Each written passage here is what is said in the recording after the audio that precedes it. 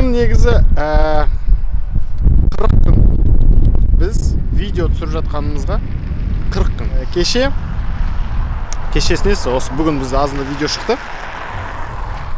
Енді білмеймін, өмірімде ойлап көрген жоқпын мен. 40 күн бойы үзбей видео шығарып отырамыз деп. Апамыз айтты кеше, аға бүгін 40-шы күн екен шығып жатқан. Ойланып қалғансың ғой? Жалпы 40 күнде адам бір нәрсеге үйренеді дейді.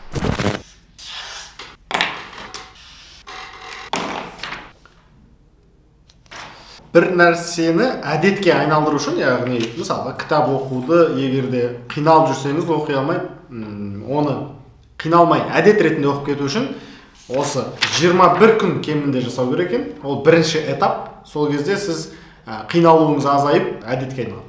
Екіншісі 40 күн екен. Енді міне біз 40 күн бойы видео түсірдік. Басында қиын болды.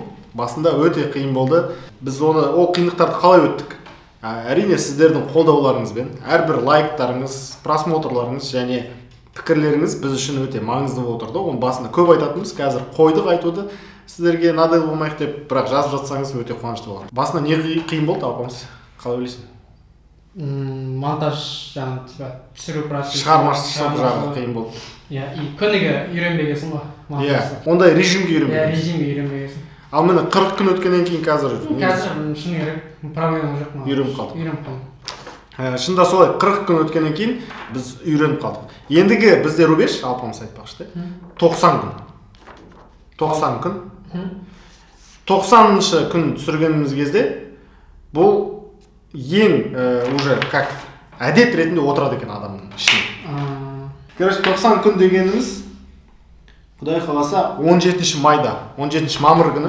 17 мамыр, былай қарап сен жақын қалды ғой? Иә. Сонымен солай, біздің 40 күндігімізде құттықтап қойсаңыздар болады. 40-нан шығардық дейді ғой баланы. Біздің де 40-мыздан шығардық.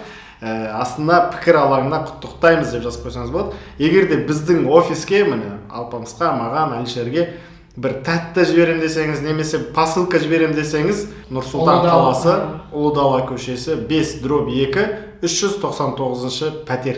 Осында жіберсеңіз болады. Біз осында сіздің неңізді ашып көрсететін боламыз. Сізді бұл арадан көрген қызық екен, профессор МакГонагал деп үн қатты. Езу тартып бұрыла беріп еді, мысық жоқ болып кетті. Кеше ғана мынау кітапты біз Алпамыс екеуміз тапсырыс беріп алған болатынбыз ғой. Сонымен интернетті ашып қарасам, бәрі осы кітапты талқылап жатыр екен. Не болып жатыр десем, Даудың басы Дайрабайдың көк сиыр демекші Айқын деген әнші. Роулинг болды. Во-первых, Роулинг бола берсін. Потом Гарри Поттерді зачем Харри деп жазды? Харри деп, соны Гарри деп жазылса болмай ма? Аттарды зачем өзгертіп? Пәлсапа тас деген философ.